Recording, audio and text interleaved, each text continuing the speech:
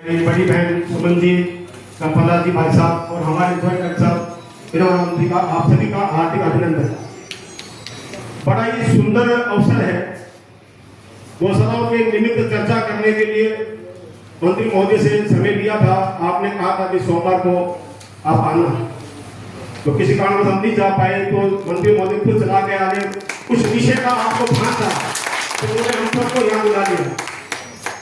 और जो मुख्य बिंदु है, मैं मंत्री महोदय से हमने भी 5-10 मिनट पहले भी चर्चा की थी सर्किट हाउस में भी, पर मैं आप सबके समक्ष ये बिंदु रखूंगा और उन बिंदुओं पर मानने से ये हमारा निवेदन रहेगा कि सरकार से प्रयास करके उन सब बिंदुओं पर अगर कार्य प्रारंभ हो तो गौशाला संचालन में हमें सुगमता मिलेगी।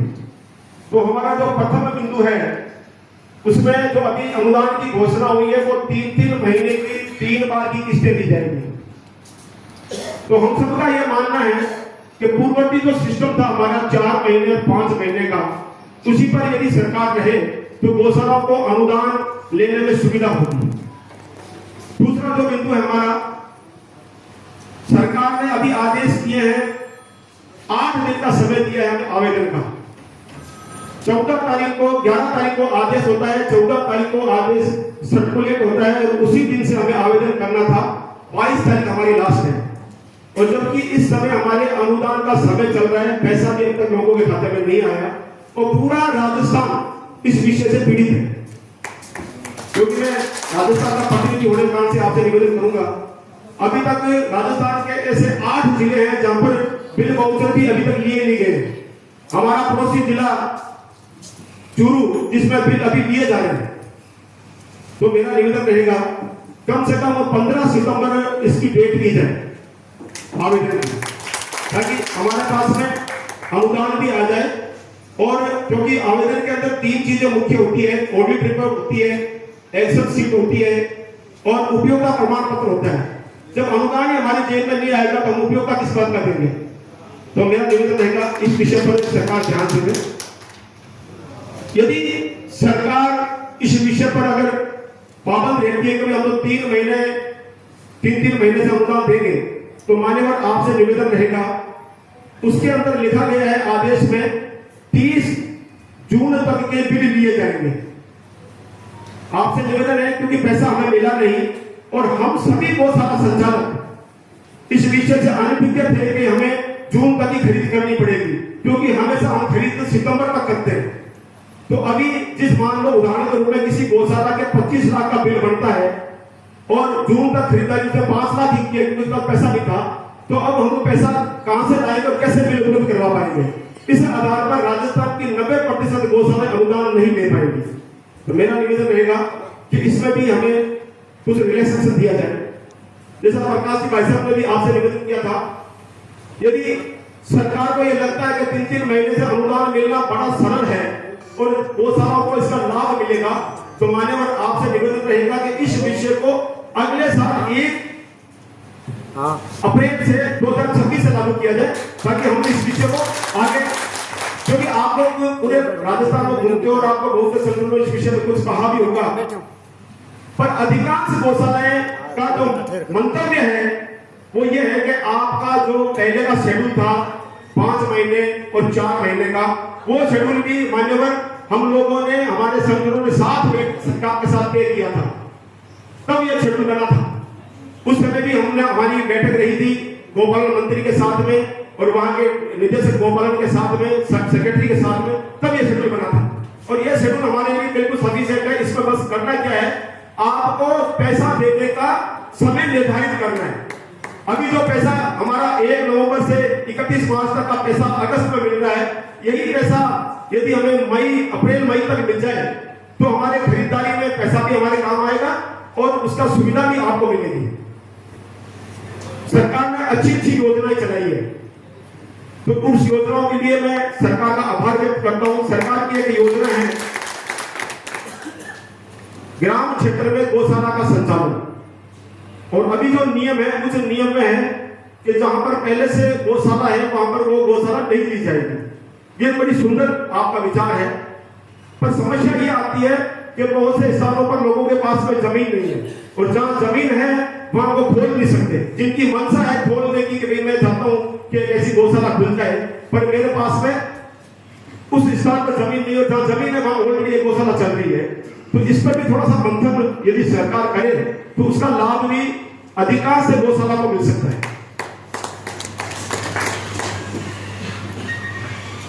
मान्यवर बिल अपलोड का जो सिस्टम है उसमें भी कुछ भ्रांतियां हैं, और अभी जो हमने एक्सेल शीट अपलोड की तो 3 दिन तक पूरे राजस्थान में आपका सर्वर खराब रहा, हमारी एक्सेल शीट अपलोड ही नहीं हो पाई, खाली रही सीटें। और अब कहीं जाके कई जिलों में 10 गौशाला ने, कहीं में 20 गौशाला ने, और बड़ा ही टिपिकल कुछ मामला बना दिया। फिर हम पहले दुनिया जी से बात करते हैं, उनसे कुछ राय लेते हैं, फिर वो बताते हैं आप ऐसा करो। तो मेरा निवेदन रहेगा, जब भी कोई सॉफ्टवेयर आपका चेंज हो तो उसे चेंज होने के बाद में, जैसे आज आपने एक वर्कशॉप की है, ऐसी वर्कशॉप पशुपालन विभाग हमारी करे और हमें आवेदन करने की पूरी तरीका और किस प्रकार होगा ऐसी वर्कशॉप की जाए और हमें एलईडी के माध्यम से समझाया जाए, तभी गौशालाओं के समझ बैठ पाएगा, अन्यथा गौशाला के समझ नहीं बैठेगा। क्योंकि ग्रामीण क्षेत्र से जुड़े हुए लोग हैं। एक बिंदु है हमारा हुक्म, गौशालाओं को हर बार कहा जाता है कि आपको कंप्यूटर रखना है और कंप्यूटर रखना अनिवार्य है। हम मानते हैं कि सब कुछ ऑनलाइन है और ऑनलाइन कार्यक्रम चल रहा है, तो श्रीमान यदि कंप्यूटर रखना है तो कंप्यूटर के लिए कंप्यूटर की व्यवस्था और उसके कर्मचारी की व्यवस्था के लिए अलग से फंड की व्यवस्था हो तो प्रत्येक गौशाला कंप्यूटर रख सकती है, अन्यथा गौशाला कंप्यूटर नहीं रख पाएगी। ग्रामीण क्षेत्र के लोग हैं, हमें काम करना ही नहीं आता और हम लोग जो ई मित्र है हमारे ग्राम क्षेत्र के, उन ई मित्रों के द्वारा ही वो काम करवाते हैं और उसके द्वारा हमारा कार्य सिंपल होता है। और अगर हम कंप्यूटर ऑपरेटर किसी गांव में अगर मान लो उपलब्ध हो तो उसको 15,000 रुपए हमें देने पड़ते हैं। आगे गौशाला हमारी घाटे में चल रही है, ये एक्सेस पैसा हम कहां से देंगे, इस पर भी थोड़ा सा विभाग सोचे।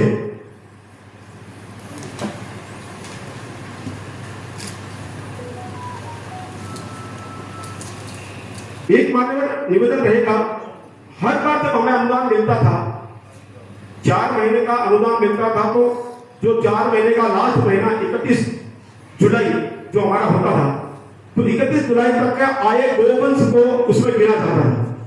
इस बार का जो आदेश है उसमें 1/4/2025 की गणना को ही वेद माना गया है। तो मान्यवर उसके बाद में जो गोवंश हमारे पास में आया है या किसी जगह पर जिला परिषद ने दिया है, किसी जगह पर पंचायत ग्राम पंचायत ने दिया है, कहां नगर निगम ने दिया है, तो उस गोवंश की गिनती कहां होगी इस विषय में उसमें कोई उल्लेख नहीं है और आपके विभाग के अधिकारियों को भी इसका पूरा भान नहीं है।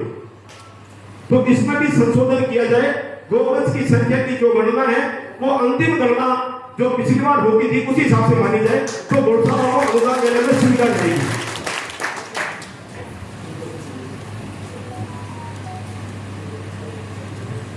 मान्यवर कांटा पर्ची जो 2021 में कांटा पर्ची आपकी जो राज्य स्तरीय समिति है उसने अपनी बैठक में हटा दी थी, फिर भी इस बार कांटा पर्ची मांगी गई है और आपके विभाग ने सभी जिलों में कांटा पर्ची रिपोर्ट से मंगवाई है, जबकि कांटा पर्ची थी नहीं, इससे एक बिल अपलोड करना था हमें।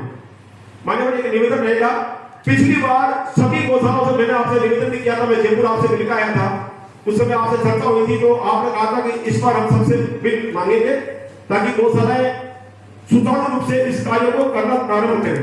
इस बार क्या किया गया है, विभाग ने किया है कि हमें ऑनलाइन भी सारी पर्चियां अपलोड करनी है और उसके बाद में ऑफलाइन भी रिपोर्ट देना है।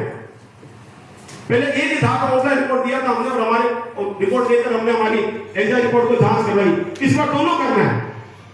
सरकार की मंशा है सरलता से अनुदान मिले, पर दुर्भाग्य है कि ऊपर बैठे हुए किस प्रकार के अधिकारी हैं, वो चाहते क्या है कि गौशालाएं हमेशा सरकार के विरोध में खड़ी रहे, शांति से मिलने वाले अनुदान को जानबूझ के टिपिकल किया जा रहा है, जबकि होना यह चाहिए मान्यवर कि गौशालाएं जो अनुदान ले रही है, आप गोवंश की गिनती के आधार पर हमें अनुदान देते हैं, उसमें बिल की पर्ची की आवश्यकता ही नहीं है।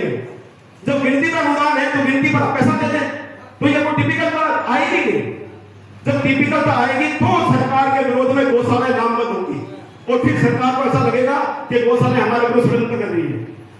तो मान्यवर आपसे निवेदन है, क्योंकि आप हमारे विभाग के मुखिया भी हैं और सब यदि सरकार गौशाला के निमित्त सरलता से अनुदान देने की व्यवस्था करे तो भविष्य में गौशाला भी सरकार का सहयोग करने के लिए हर तरह तत्पर रहती है।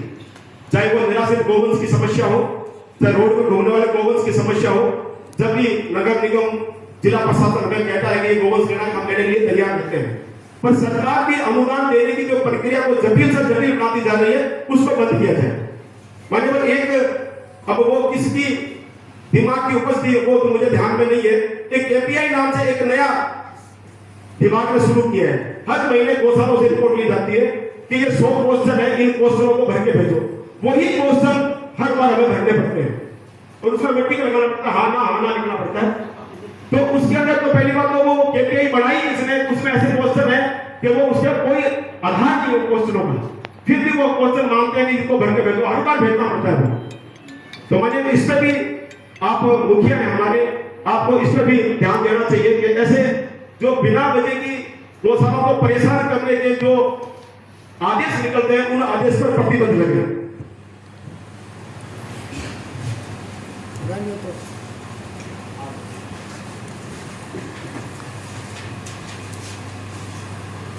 1960 का जो पंजीयन हो, उस दिन मेरी आपसे विभाग में चर्चा हुई थी, आपको अवश्य हुई। उसके अंदर एक सीडी आपके सर्टिफिकेट में प्रिंट कर दिया गया। तो क्या होता है, जैसे मेरी गौशाला का नाम गोपाल गौशाला है और आपके सर्टिफिकेट में 1960 में श्री लिखा हुआ है, तो वो श्री गोपाल गौशाला हो गया। श्री व्यक्ति का लगता है जो हमेशा प्रिंट रहता है, परंतु संस्था के लिए श्री अगर लगा हुआ है तो ही मान्य होगा।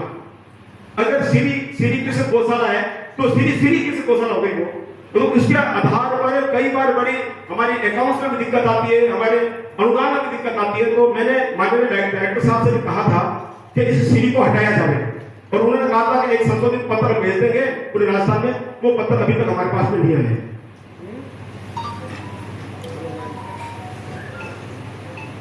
माननीय हाईकोर्ट के आदेश से पानी के लिए जो हमारा मुकदमा चल रहा है, प्रोग्राम सेवा संघ बना राज्य सरकार का, उस मुकदमे में माननीय हाईकोर्ट ने सरकार को निर्देश दिए थे कि गौशालाओं के लिए पानी की व्यवस्था की जाए। उसी दिशा निर्देश के आधार पर सरकार ने 78 करोड़ रुपए ट्यूबवेल देने के लिए, 3 फेज ट्यूबवेल देने के लिए मंजूर किए। अब क्या मंशा है वो तो अधिकारी जाने या सरकार जाने। अभी एक पत्र आया है, उस पत्र में उन्होंने कहा है, उस पत्र में साफ लिखा हुआ है, एक कॉलम दिया बना के कि जो गौशाला 3 फेज कनेक्शन लेना चाहती है वो गौशाला अपने अनुदान में से पैसे कटाकर अगर 3 फेज कनेक्शन लेना चाहे तो उसका प्रस्ताव भेजा जाए। मान्यवर संवर्धन नीति 2016 के नियम के अंदर शब्द से लिखा हुआ है कि गौशाला के जो संवर्धन नीति है उसका पैसा सिर्फ चारा पानी के अलावा अन्यत्र कहीं भी खर्च नहीं किया जाएगा। तो फिर आप ट्यूबवेल का पैसा कैसे हमारे अनुदान में से काट लेंगे, ये समझ से बाहर। मेरा निवेदन रहेगा राज्य सरकार अतिरिक्त राशि से हमें ट्यूबवेल उपलब्ध करवावे और जो गौशालाओं को बार बार इस प्रकार के कभी तो पत्र भेज के दिया जाता है कि आपको पानी चाहिए नहीं, क्या लिख के भेज दो, और हमारे ब्लॉक के डॉक्टर भी दबाव बनाते हैं कि नहीं भैया लिखना पड़ेगा, कोई बात नहीं तो आपका पानी है ही। मेरा निवेदन रहेगा माननीय मंत्री महोदय से कि हमारे हाईकोर्ट की भी मंशा है कि गौशालाओं को जो पानी उपलब्ध करवाना है वो पानी सरकार जो अतिरिक्त राशि है, हमारी 10% राशि सुरक्षित पड़ी है आपके पास में, उसमें से दिया जाए। पिछली बार जब आवेदन के आदेश में थे उसके अंदर 3 कार्यकारिणी से संबंधित कुछ चर्चाएं थी और इस बार के आवेदन में भी कार्यकारिणी से संबंधित चर्चा है। गौशालाएं अपनी कार्यकारिणी को अपडेट करवाएं। लगभग 3 तरह की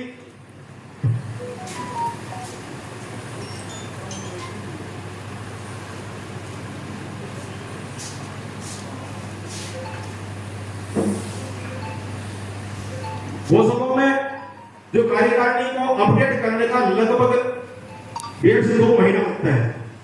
अभी जो आदेश है उस आदेश में स्पष्ट कहा है कि 8 दिन में आप आवेदन करना, आवेदन के साथ में आपको अपनी सत्यापित प्रतिलिपि कार्यकारिणी की देनी है। तो वो पॉसिबल नहीं हो पाएगा, उसके लिए ऐसा रास्ता निकाला जाए बीच का कि हम लोग बाद में उस कार्यकारिणी को अपलोड करवा दें। दूसरा, जो संस्थाएं ट्रस्ट एक्ट में दर्ज है बनी हुई है ट्रस्ट एक्ट में जब हम संशोधन करवाते हैं तो कम से कम 1.5 से 3 महीने लगते हैं नई कार्यकारिणी को बनने में, तो उनको तो बड़ी दिक्कत आ जाएगी। तीसरा बिंदु है एटीजी 12A की जो गौशालाएं हैं उनकी ऑडिट अभी तक नहीं हो पाई और हमें अनुदान के आवेदन में ऑडिट रिपोर्ट लगानी पड़ेगी।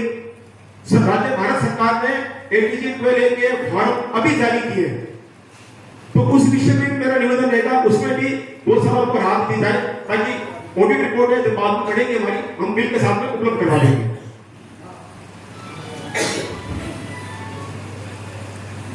आपकी सरकार के पूर्व के आदेश थे कि 1 वर्ष पुरानी और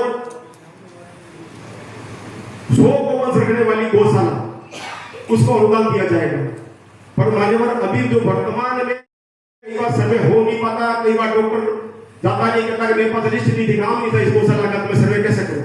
ऐसे करके 2 साल निकल जाते हैं। तो वो नियम तो वही पड़ा जो पहले 2 साल और 100 गोवंश था, तो इसमें भी थोड़ी सी हमें राहत दी जाए। इनको दिशा निर्देश मिले कि गौशाला का सर्वे है जो तुरंत सर्वे हो, सभी गौशाला का आदेश होता है परंतु गौशाला डॉक्टर लापरवाही कर जाते हैं। एक इसके अंदर पहले आपके विभाग का एक आदेश था, जब गौशाला की 1 वर्ष उम्र जब भी हो उसको 6 महीने का अनुदान मिल जाता था। अभी विडंबना ये है, तो 1 अप्रैल का से लेकर अभी आपने 30 जून के आदेश किए हैं, यदि मेरी गौशाला 1 अप्रैल को रजिस्टर्ड है तो मेरी गौशाला पूरे 3 महीने का अनुदान नहीं ले पाएगी, मुझे अगली बार का अनुदान मिलेगा। तो इस विषय में भी सरकार थोड़ा सा ध्यान देवे। अगर हमें वास्तव में सरकार सरलता से अनुदान दे रही है तो इस तरह की जो भ्रांतियां हैं अनुदान को लेकर उनको थोड़ा सा सुधार होगा। और मुझे नहीं लगता कि किस प्रकार के अधिकारी ऊपर बैठे हैं और वो क्या क्या सोचकर किस प्रकार आदेश कर देते हैं, ये समझ से बाहर है, क्योंकि आपको जनता से जुड़े हुए हैं, रूप से जुड़े हुए व्यक्ति हैं, इसलिए आपको पता है कि गौशाला कितनी समस्याएं से घिरी हुई है। इन समस्याओं का समाधान आपके पास है, आपके एक आदेश से सारी समस्याओं का हल निकल सकता है।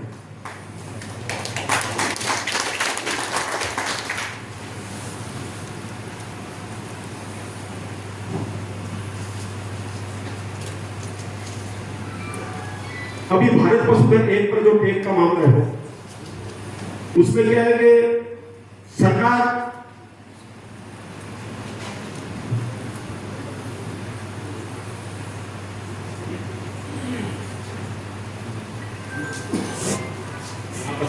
पूरी बात उससे क्वेश्चन रहेंगे सर।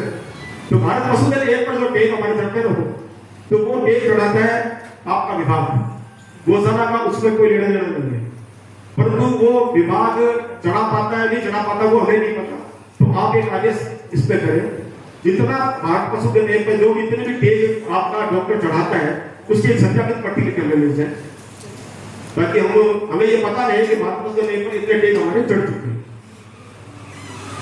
ये थोड़ा सा है, इन सभी विषयों को आपसे निवेदन रहेगा कि इस विषय को आगे बढ़ाएं और अगर अनुदान का समय जो आपने अभी रखा है उसको संशोधन हो जाए तो संशोधन के बाद में हमें उसका लाभ मिलेगा। अन्यथा आप एक काम ये भी कर सकते हैं कि पूरे वर्ष भर के बिलों में से कोई एक बिल ले सकते हैं, जो लग जाए उसका हम उसकी एक प्रमाणित प्रतिलिपि या एक प्रमाण पत्र दे दें कि ये बिल दोबारा नहीं लगाया जाएगा, उसका भी हमें फायदा मिल सकता है। तो हमारे लिए मंत्रिवर्ष और संवाद आप इस विषय का हम सबका मार्गदर्शन करेंगे। आपका बहुत बहुत आभार।